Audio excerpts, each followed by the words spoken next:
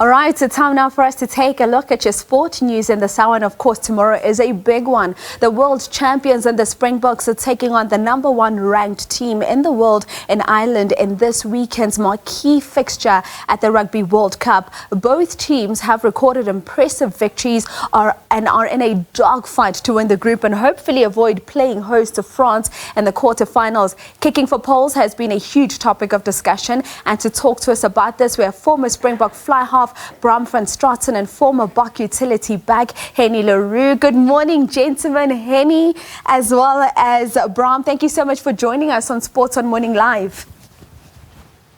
Thank you. Wonderful to be here. Okay, you're behind me for now, but this feels a bit weird for me, so I'm just going to talk to the camera. And I want to start with you, Hennie. Let's start with speaking about Hennie Le Roux. Now, we know that he had a good all-round game against Scotland, which eventually saw him walking away with the player of the match. And, you know, a lot of people, though, want to focus on the kicking, and they're asking about the kicking, and this is what they're focusing on. So overall, when we look now ahead into this fixture against Ireland, what are your expectations in terms of Hennie Le Roux? Are you expecting an all-round good performance? And let's also just touch on your expectations in terms of his kicking game. Yes, I think there's some interesting thoughts at the moment. You know, obviously, as one gets to these semis and the finals, I think kicking are going to become more and more important. I think the ability for Hennie to step up and show his capabilities in that area is being used at the moment. And I think we all look at him with a little certain amount of circumspect in terms of percentage ratio in success, and one would want to see that increase a little bit. And I think the opportunities are now heavily on his shoulders to prove that. He's got an unbelievable amount of talent. He's skillful. He's got a lot of capability. But when it comes down to the real crunches, we need someone that's 85% success rate from a kicking point of view in those finals. I agree with you 100% there. Braam, let me bring you into this discussion because we know that Hennie has not travelled with his kicking coach, despite this being an area of concern going into the tournament. But he is a man that has shown in the past that he can convert the big pressure kicks for the Stormers. What would you say possibly needs to change in terms of his technique at the moment? Yeah, good morning. Good morning, Hennie. It's good to see you again. It's quite interesting. Hennie has got one little problem. Now, normally throughout your career, certain things happen to kickers, and it happened to me a long time ago. I didn't know how to fix it, so it took me a month or 6 weeks to get it sorted.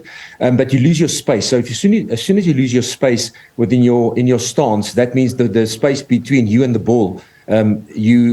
When you kick, the ball normally comes off your boot a little bit to the left. So the man on the street will try and fix it by going more left to try and get the ball to fly in flight to a little bit more to the right. But that's actually correcting a mistake with a mistake. So what he needs to do, he just needs to go like around about 30 centimeters back. He needs to go around about half a meter to his right. And the other step, he needs to open up the same amount that he went to the side. Why is that important? Because all of a sudden, because his angle is so acute in his approach, he kicks around his front leg and around his front shoulder. So that means he gets rotation very late in his kick, and that's a problem. But so if you want to be able to kick the ball perfectly straight upright, and actually kick with the ball where you aim. You need to be able to make sure that you've got enough distance from the ball so that you get extension on strike. Now, leg lock is timing, extension on strike is power. Now, if that happens and he's opening himself up a little bit more, his left shoulder will move in the strike zone. When his left shoulder moves in the strike zone, his kicking foot stays through the strike zone on the same level for longer. So it's not trying to change his kicking style. He's an incredible, like Hennie said, he's probably the most talented guy I've ever seen, naturally gifted player out there. But those are the small little things that you can change from kick to kick to kick if you know what is the problem. So for me, if Hennie knows where he gets into trouble and fix that accordingly, his kicking will go absolutely through the roof. And like Hennie said, going into the playoff games, 85, 95% in between there, that's when I'll start become a little bit more comfortable. And I think it's definitely going to come at some stage in a crunch match. It's going to come down to those converting those opportunities. And at the moment, he just looks uncomfortable. He looks uncomfortable. He looks at the timer. So and again, if your kicking is on par, then your game just keeps on going to the next level. You don't have to worry about anything. So I'm 100% with Hennie. Mani is incredibly talented. And it's really, really easy to fix, but you need to know and you need to be technically aware of how to fix those small little things that creeps into your kicking technique. And that's all very interesting that you mentioned there, Braam. But Hennie, let me bring you back in, because now we know that Henry Pollard has now joined the squad out, of course, in France. One would assume that he's likely to play against Tonga. But then what happens in the quarterfinals? Does Henry Pollard start ahead of Hennie Le Roux? I think that'll only come into play once we see the fitness levels of Pollard. And, being out of the system for such a long time, it takes you 2-3 weeks really to form part of the team. And I think his exclusion until now was quite difficult from that point of view, to fit into to players, not only your scrum off and the changing team players themselves. Rassie likes to move his team around. At Flyhalf, you need to be the core center of what's going on. You're the pivot of decision making. You need to have confidence in the people that are around you, i.e. first centre and fly half. At scrum half, should I say. And that ability to feel someone's eyes, feel their intent through their body movement and so forth at this high level is critical. And for you to come in at such a late stage, it takes an exceptional player just to fall into that, with a lot of confidence. There is going to be a little bit uncertainty and nerves, and we need to cater for that. And that's why he needs to get into the game as soon as possible. All right, so Hennie and Braam, I'm going to ask us to just pause our conversation for a short while here while we throw over to Sims to give us our morning headlines, and then I'd like us to continue with the conversation. Sims, it's over to you. And personally, I think confidence is a huge part of kicking. Do you think at the back of Hennie Le Roux's mind now, playing in his head, is you better kick well against the Irish, otherwise you're gone? That's something that I've thought possibly could be playing at the back of his mind. And if that is, then how does he get himself out of that to actually focus on the task at hand and the game tomorrow? Yeah, I think you spot on there. If you don't go into these big games with confidence, it makes it a lot more difficult for you to actually play at the level you want to play. Just thinking back, what Hennie said about Andre, you need the guys to be sharp going into these playoff games. Now, if you look at Andre Estreisen and maybe Damien de Alinde, they are on fire.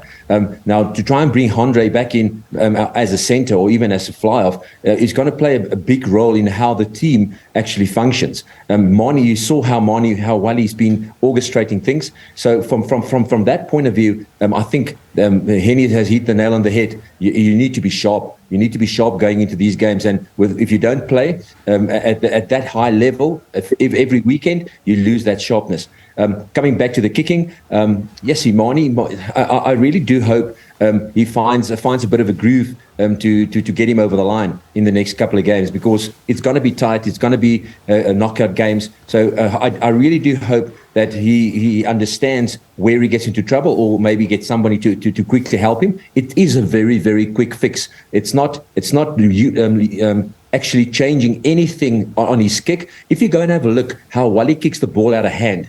Now, we talk about energy flow. His energy flow needs to complement the energy flow of the ball. If you apply the same rules as kicking out of hand, he is so accurate out of hand. If he applies the same rules out of hand than on the kicking tee, he will be in a really good space. But those are the small little things that I think they need to understand. Like I say, and being able to kick the ball really well under pressure, you need to fully understand where you are in your kicking technique, and you need to understand where you get into trouble to be able to fix those small little mistakes. Indeed, and Hennie, there is a part of the game I want to touch on just before I wrap up with both you and Braam. Let's talk about the bench. Now, South Africa has gone for an unconventional 7-1 split, and Ireland have stuck to what has worked for them in the past. Now, one could argue that the South African side seems a bit unbalanced, but the counter-argument is that we have a bench that can influence the collision points. What do you make of this? Yeah, look, there's always a risk in terms of making the changes Rassie's made, but we've got to know and respect Rassie for the risks that he takes. I think there are two elements here, and the one in particular that needs to be thought of is the issue around wanting to dominate in a particular area. Now, South Africa's made it loud and clear in terms of what their strategy and what their intent is. And hopefully, that enables them to get the upper hand, particularly in the last 20 of the game. So it is a little bit of a risk. We are very fortunate that we've got versatile players at the back that can cover most instances, and I think it's going to be very much up to the forwards to try and dominate, given the bench that's been elected. Indeed, and just before I wrap up with you, Braam, I've literally got about a minute, but I want to touch on Magazole Mapimpi versus Kurtley Arendse. So what do you make of the selection in terms of who gets to make the team tomorrow? What are your thoughts on that? Yeah, very interesting. I think both of them showed how they are quality players, quality finishers. So I believe it doesn't matter who they pick. The guys will be in the right frame of mind. I just like Arendse. He's a fresh young man. He's just exceptionally quick. He's got good all-round skills. It's going to be interesting to see how he gets tested in the air. But yeah, I believe they will go with the strongest team and maybe giving Arendse another run. All right, gentlemen, Braam, thank you so much for your time this morning. Hennie, thanks so much for your time. And we're certainly looking forward to seeing what the Boks will do out against the #1 ranked side on the pitch tomorrow. But we do believe in the defending champions. There's, of course, former Springbok players joining us to talk about the Springboks kicking game and just overall what we can expect on the field of play tomorrow. That encounter live on SABC2. The build-up starts at 8 p.m. with a kickoff, of course, at 9. Don't miss it. All right. That's how we wrap up your sport news actually for today.